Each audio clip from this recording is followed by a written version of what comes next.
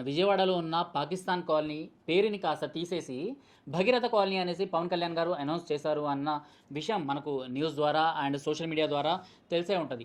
అసలు నిజంగా పాకిస్తాన్ కాలనీ అనేసి అక్కడ మన విజయవాడలో ఉందా లేదా అనేసి నేను ఒకంత దీన్ని సెర్చ్ చేయడం జరిగింది. నిజంగానే అక్కడ ఒక పాకిస్తాన్ కాలనీ అనేసి ఏర్పాటు చేశారు. సో అక్కడ పాకిస్తాన్ కాలనీ అండ్ మన హైదరాబాద్లో అండ్ తెలంగాణలో ఉన్న కొన్ని కాలనీస్ గురించి మనం ఈరోజు వీడియోలో మాట్లాడుకుందాము. అయితే అక్కడ ఉన్న పాకిస్తాన్ కాలనీ ఏదైతే ఉందో అది ఎప్పుడైతే ఈ భారత్ పాకిస్తాన్ అన్నవి విడిపోయాయో సో అప్పుడు పాకిస్తాన్కి సంబంధించిన ఎవరైతే మన హిందువులు ఎవరైతే ఉన్నారో వాళ్ళు ఆ దేశాన్ని క్రాస్ అయ్యి ఇక్కడికి వచ్చి స్థిరపడ్డ వాళ్ళు ఎవరైతే ఉన్నారో వాళ్లకు ఉండటానికి అక్కడ ప్లేస్ని అయితే ఇవ్వడం జరిగింది. సో అందువల్ల అక్కడున్న హిందువులు ఎవరైతే ఉన్నారో వాళ్ళకి పాకిస్తాన్ కాలనీ అనేసి విజయవాడ వాళ్ళు పిలుచుకోవడం జరిగింది.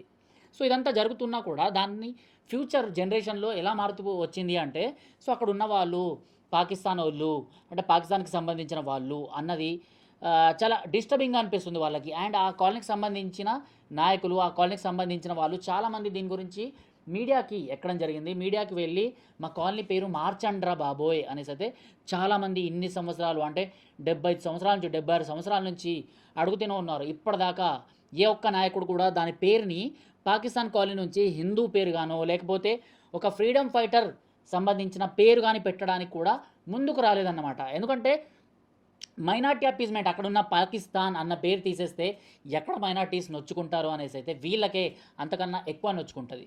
అలాంటి వాళ్ళు అక్కడ మనకు కనిపిస్తారు.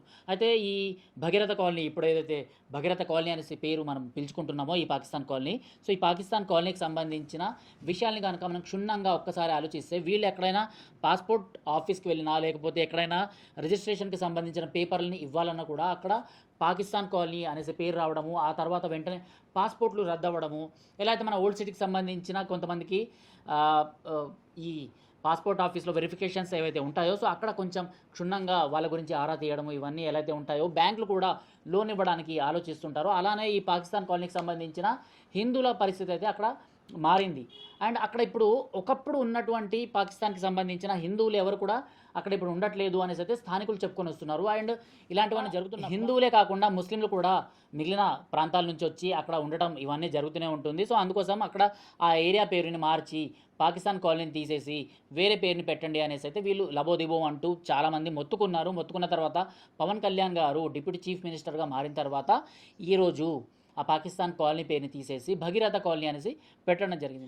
నిజంగా ఈ విషయం గురించి అయితే చాలామంది అసలు పొలిటీషియన్స్ మాకెందుకు అనేసి పక్కన పెట్టేసినా కూడా ఇంత చిన్న విషయం గురించి మేము మాట్లాడాలా, ఒక కాలనీ పేరు మేమెందుకు చేంజ్ చేయాలి, చేంజ్ చేస్తే మాకు ఎలాంటి ఇక్కట్లు వస్తాయి ఎలాంటి ప్రాబ్లమ్స్ వస్తాయి అనేసి ఇవన్నీ ఆలోచించుకొని పక్కకు వెళ్ళిపోయే నాయకుల్ని మనం చూసినాం. కానీ పవన్ కళ్యాణ్ గారు వచ్చిన తర్వాత ఇదంతా మార్పులు జరగడము అండ్ భగీరథ కాలనీ అనేసి పేరు పెట్టడము నిజంగా ఒక గట్స్ ఉన్న నాయకుడే ఇలాంటివన్నీ చేస్తాడు అనేసి అనడానికైతే నిదర్శనం ఇక్కడ పవర్ స్టార్.